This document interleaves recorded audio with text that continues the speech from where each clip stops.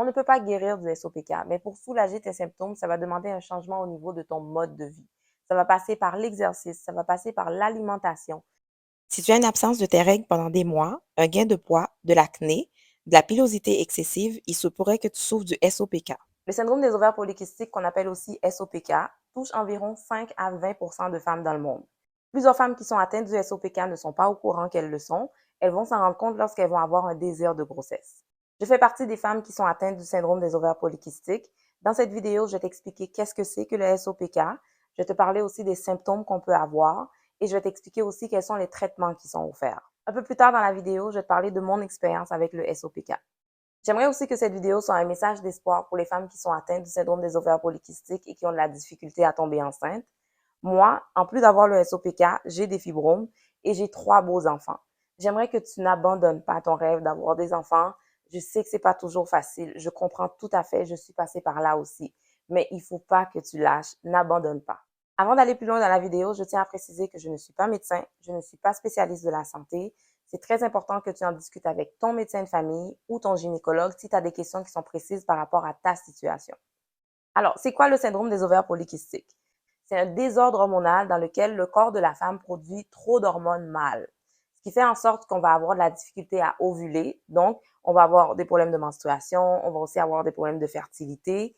Donc, ça fait aussi en sorte que tu peux avoir de l'acné ou tu peux avoir de la pilosité. Donc, quand je parle de pilosité, on va en parler un petit peu tout à l'heure. C'est pas vraiment un excès de poids sur les jambes ou quelque chose, là.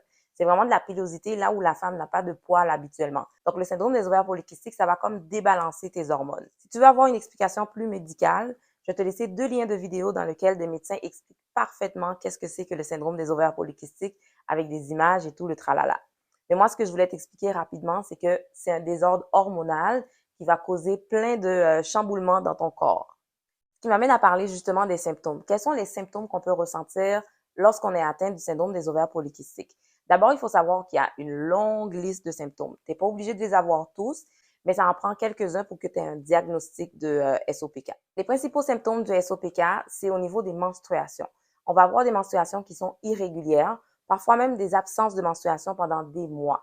Donc, tu vas avoir un cycle qui est plus long. Le cycle normal est autour de 28 jours, mais toi, tu peux avoir, par exemple, un cycle qui va jusqu'à 35, 40 jours même. Tu peux aussi avoir une absence d'ovulation parce que justement, à cause du dérèglement hormonal, ben, ça fait en sorte que tu n'ovules pas. Comme tu n'ovules pas, ben, tu peux aussi avoir des problèmes à tomber enceinte et ça peut aller jusqu'à l'infertilité aussi. On peut aussi avoir de l'acné, une pilosité excessive. Le terme scientifique, je vais l'écrire en bas parce que j'arrive juste pas à le prononcer. Ça fait des jours que j'essaie de me pratiquer puis j'y arrive pas. Fait que je vais te mettre le nom en bas ici. Et ça fait en sorte que tu vas avoir des poils là où les femmes n'ont pas de poils habituellement, comme je disais tout à l'heure. Donc, au niveau du torse, au niveau du menton, au niveau du dos, etc. Il peut y avoir une prise de poids lorsqu'on a le syndrome des ovaires polykystiques, mais ce n'est pas toutes les femmes qui ont une prise de poids. Il y a des femmes qui sont très minces qui ont le SOPK et il y en a d'autres qui sont en surpoids qui ont le SOPK aussi. L'autre symptôme qu'on peut avoir aussi, c'est la dépression. On peut avoir une perte de cheveux et on peut avoir une résistance à l'insuline. Il y a d'autres symptômes encore qui viennent avec parce que souvent le SOPK, c'est différent d'une femme à l'autre. Donc, il y a certains symptômes qui reviennent chez toutes les femmes et il y en a d'autres qui reviennent dans des cas particuliers. On va parler de traitement maintenant. Il n'y a pas de traitement médical pour traiter spécifiquement le SOPK. Les traitements vont essentiellement prendre en charge les symptômes que tu as. Donc, on ne peut pas en guérir, mais on peut atténuer les symptômes. Comme j'avais précisé dans la vidéo sur les fibromes, les traitements naturels pour le SOPK, il faut vraiment faire attention, OK? Parce que je pense que vraiment, c'est très important d'en parler avec son médecin d'abord. C'est un choix qui est très personnel. Donc, tu sais, moi, je ne veux pas te dire, vas-y pour des traitements naturels parce qu'on ne sait pas si ça fonctionne toujours. Puis je pense que c'est toujours bien de combiner un peu des deux. Donc, je t'invite vraiment à parler avec ton médecin, à faire tes recherches pour voir qu'est-ce qui fonctionne ou qu'est-ce qui ne fonctionne pas. Mais tu sais, fais pas confiance à une petite madame sur YouTube qui va te dire de prendre telle chose parce que ça va guérir ton SOPK ou de prendre telle chose parce que ça va guérir tes fibromes. Fais très attention avec ce genre de choses-là parce que ça peut amener de la déception et c'est vraiment, c'est dommage quand ça arrive. Donc, j'aimerais pas que quelque chose comme ça t'arrive. Au final, le choix te revient, donc tu fais ce que tu veux. Maintenant, je vais te parler de mon expérience avec le SOPK, quels sont mes symptômes, c'est quoi la prise en charge de mes symptômes. On va s'installer confortablement, comme si on était des amis, puis on prenait un petit café pour jaser. Si jamais c'est la première fois que tu passes par ici, je vais prendre quelques secondes pour me présenter. Mon nom est Daphné, je suis maman de 3 enfants, on vit au Canada. On a une famille d'origine haïtienne et guinéenne. Je vais t'inviter à aller faire un petit tour sur la chaîne pour voir si notre contenu t'intéresse parce qu'on a du contenu quand même assez varié autour de la vie de famille et ma vie de maman. Si notre contenu t'intéresse, je t'invite à t'abonner évidemment. N'hésite pas à te présenter dans les commentaires, comme ça on va pouvoir faire connaissance. J'adore échanger avec vous, c'est vraiment la partie que je préfère sur YouTube. Laisse-nous un petit pouce bleu aussi parce que ça va nous aider beaucoup au niveau de l'algorithme de YouTube. Avant de te parler de mes symptômes, je vais te parler de mon diagnostic parce que le diagnostic est vraiment important pour le SOPK. J'ai eu mon diagnostic à partir d'un IRM. Étant donné que j'avais des fibromes, donc lorsque j'ai voulu avoir des enfants, ça a été très difficile. Et là, le médecin m'a envoyé faire un IRM pour voir s'il n'y avait pas autre chose. Et c'est là qu'on a découvert mon SOPK. Le médecin m'a même pas expliqué ce que c'était vraiment le SOPK. Et ça, je te parle d'il y a à peu près un peu plus que 13 ans parce que mon fils va avoir 13 ans bientôt. La seule chose qu'elle m'avait dit, c'était toi, tu ovules pas à tous les mois, donc c'est pour ça que tu as de la difficulté à tomber enceinte. C'est tout. Donc, je savais même pas qu'est-ce que ça faisait d'autre, le SOPK. Et c'est par la suite que moi, j'ai fait mes recherches pour trouver c'est quoi au juste le SOPK. Le diagnostic est pas facile parce que souvent, il y a des femmes qui disent que les médecins ne les prennent pas au sérieux. Et je te dirais honnêtement, si c'est ton cas, ton médecin ne te prend pas au sérieux avec les symptômes que tu as, change de médecin. OK? Parce que le SOPK, c'est pas quelque chose à prendre à la légère. Il y a des femmes qui ont eu leur diagnostic à partir d'une échographie, d'autres aussi à partir d'une prise de sang. Donc, c'est vraiment important d'en parler avec ton médecin. Maintenant, on va parler de la prise en charge de mes symptômes. Ce qui a fonctionné pour moi ne fonctionnera peut-être pas pour toi. Donc, c'est vraiment important que tu en parles avec ton médecin. Pour moi, le SOPK, le plus gros problème, c'est au niveau des menstruations. J'ai un cycle qui est très long. J'ai un cycle qui va de 35 parfois jusqu'à 42 jours. C'est très long comme cycle parce que le cycle habituel est de 28 jours. Mais honnêtement, j'ai pas souvenir d'avoir déjà eu un cycle de 28 jours. Ça a toujours été des cycles très longs, mais dernièrement, je te dirais, c'est vraiment plus long que d'habitude. Les médecins vont avoir tendance à te prescrire la pilule pour régulariser tes menstruations. Moi, j'ai souvent eu des problèmes avec les gynécologues parce qu'ils veulent tous se donner la pilule et moi, je ne veux pas prendre la pilule. Lorsque j'ai eu mon fils, la gynécologue m'a mis de la pression dessus et j'ai pris la pilule et j'ai pas du tout aimé le feeling. J'ai enflé, j'avais pris énormément de poids. Puis il y a d'autres problèmes qui viennent avec la pilule qui m'intéressent pas du tout. Donc moi, je te dirais honnêtement, je fais pas grand-chose pour les cycles qui sont longs. Tout ce que je sais, c'est que j'ai mes règles, puis c'est ça. Donc pour ça, il n'y a pas de prise en charge pour les menstruations. Je calcule mon cycle avec l'application qui est dans ma montre. Si toi, tu as une application que tu peux partager avec nous, je t'invite à le faire aussi dans les commentaires. Si je me trompe pas, je pense qu'il y a même des applications qui sont intégrées dans les téléphones pour calculer ton cycle. Je ne sais pas toi si tu as l'habitude de calculer ton cycle, mais si tu n'as pas l'habitude de le faire, je t'invite fortement à le faire. C'est une information qui est très importante pour nous les femmes, surtout lorsqu'on a le SOPK, parce que souvent les médecins vont nous demander ton cycle est de combien de jours. Donc, il faut que tu détiennes cette information-là. L'autre problème aussi que j'ai avec le SOPK, j'ai eu une absence de menstruation pendant une courte période seulement. Juste avant d'avoir ma troisième grossesse, c'est arrivé que pendant 6 mois à peu près, je crois, j'étais menstruée aux 2 mois seulement. Mais ça a duré seulement une courte période et par la suite, on a eu notre fille. La troisième grossesse a été vraiment notre bébé miracle, notre bébé surprise, comme on aime dire ici. C'est vraiment un bébé qui est arrivé tout naturellement, sans aucun accompagnement, sans aucun encadrement. Donc, c'était vraiment une surprise pour nous parce que je m'y attendais pas du tout. J'ai eu une prise de poids qui a été fulgurante. En ce moment, je pèse 142 livres, je mesure 5 pieds 2. Tout récemment, j'étais à 147 livres et j'ai réussi par moi-même à perdre 5 livres. Il faut savoir une chose, quand on a le SOPK, c'est très difficile de perdre du poids. J'ai demandé au médecin de faire un test de résistance à l'insuline qui est revenu correct. On l'a fait au mois de janvier. Il m'a dit qu'on va le refaire un peu plus tard aussi. Parce qu'avec le SOPK, le diabète est jamais loin de toi. Fait qu'il faut vraiment que tu fasses attention avec le SOPK et la prise de poids. Si jamais tu es en surpoids présentement comme moi, je sais que c'est pas énorme, OK? Parce que les gens vont dire, ben non, t'es pas gros, c'est pas une question d'être obèse ou quoi que ce soit, c'est que au point de vue médical, je suis en surpoids.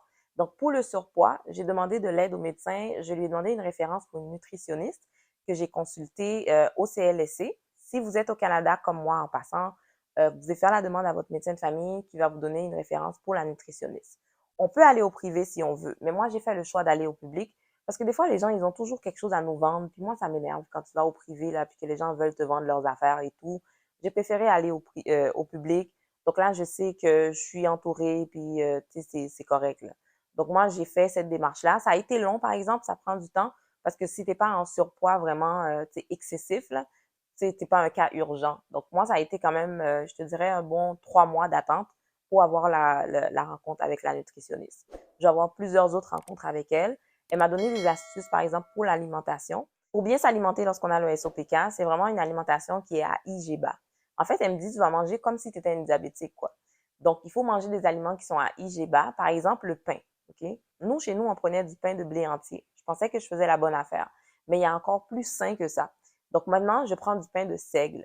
Le riz, on mange du riz brun, nous. À la maison, on mange déjà du riz brun, c'est toujours comme ça. Donc, c'est vraiment important. Je vais te mettre à l'écran toutes les informations qui pourraient être pertinentes pour toi. Si jamais tu veux faire une capture d'écran, là, un screenshot, pour voir les choses qui pourraient t'aider. Parce que je sais que c'est pas toujours le cas de tout le monde d'avoir la chance de rencontrer une nutritionniste. Donc, je te mets l'information à l'écran.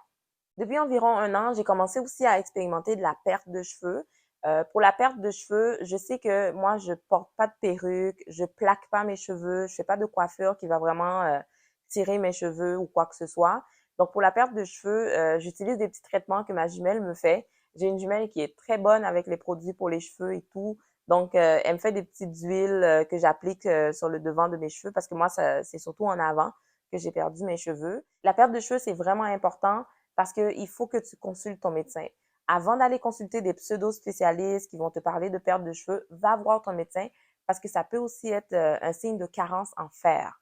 Donc ça, c'est vraiment important. Il ne faut pas le prendre à la légère du tout.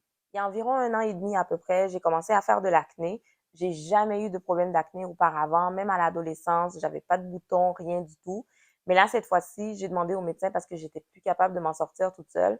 J'ai demandé au médecin de me donner une référence pour un dermatologue et je suis allée le consulter. Il m'a donné un médicament qui m'a permis de me débarrasser de l'acné et de l'hyperpigmentation. Je dis débarrasser entre guillemets parce que je ne sais pas si on peut vraiment se débarrasser à vie de l'acné parce que comme je te dis, moi, c'est apparu juste comme ça. Mais je vais faire une vidéo à part pour te montrer le médicament que j'ai eu, le traitement que je fais aussi. Je sais que c'est un problème qui est très courant lorsqu'on a le SOPK, puis c'est de l'acné qui est vraiment très tenace. Donc pour cette raison-là, je vais faire une vidéo à part parce que je sais que habituellement les gens ne restent pas longtemps sur les vidéos sur YouTube pour de vrai. Si toi t'es resté jusque-là, je te remercie beaucoup. Tu me mettras un petit cœur dans les commentaires. Mais honnêtement, je te dirais la grande majorité des gens, ils sont déjà partis de la vidéo. Pour le poids, je m'entraîne minimum 3 fois par semaine, parfois un peu plus. L'entraînement, pour moi, c'est vraiment une thérapie, je te dirais. C'est pas vraiment juste pour perdre du poids, mais c'est ma façon de prendre soin de moi. Puis c'est important aussi pour ma santé mentale, en tout cas, l'entraînement. Donc, c'est quelque chose que je m'arrange toujours pour mettre dans mon agenda, même si je suis occupée, même si que j'ai une vie chargée. C'est vraiment important pour moi de prendre le temps de m'entraîner. J'ai voulu faire cette vidéo non seulement pour démystifier le syndrome des ovaires polykystiques, mais aussi pour donner espoir aux femmes qui ont vraiment un désir de grossesse et qui ont de la difficulté à tomber enceinte. Comme j'ai dit tout à l'heure, juste avant d'avoir mon troisième enfant, j'ai eu une absence de règles, j'ai eu une absence d'ovulation et je suis tombée enceinte toute seule. J'ai pas eu de traitement, rien du tout. C'est possible avec le SOPK d'avoir une grossesse. Il faut juste laisser le temps au temps. Prends soin de ton corps, prends soin de ta santé mentale, fais de la méditation pour gérer ton stress parce que ça aussi, c'est très important. Moi, je parle beaucoup de méditation dans les vidéos parce que c'est quelque chose qui m'aide beaucoup pour la santé mentale aussi. On ne peut pas guérir du SOPK, mais pour soulager tes symptômes, ça va demander un changement au niveau de ton mode de vie. Ça va passer par l'exercice, ça va passer par l'alimentation. L'alimentation saine, il ne faut pas le voir comme une diète. Parce que j'aime pas quand les gens disent, oh, je suis en diète, je fais une diète. Une diète, c'est restrictif, OK? Quand tu auras fini d'atteindre ton objectif, tu vas revenir à tes vieilles habitudes. Alors que quand c'est un mode de vie, tu vas voir que ce sont des habitudes que tu vas pouvoir garder à long terme. Donc, il faut aussi que tu apprennes à gérer ton stress parce qu'on croit seulement que la perte de poids va passer par l'exercice, par l'alimentation, mais il y a aussi la gestion du stress. Si jamais tu as des recettes santé à partager, je t'invite à le faire dans les commentaires. Tout le monde pourra en bénéficier. Il y a une chaîne YouTube que j'aime bien, ça s'appelle Cuisiner IGBA. Je t'invite à aller faire un petit tour là-dessus. Tu vas voir, c'est vraiment intéressant. Elle fait des recettes super santé, c'est vraiment bien.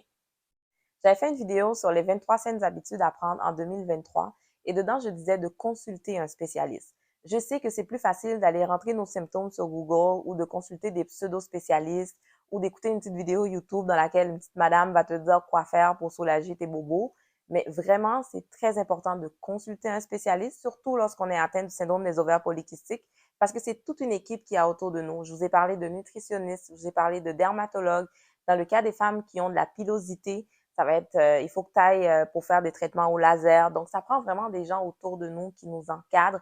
On ne peut pas juste se renseigner sur Internet comme ça.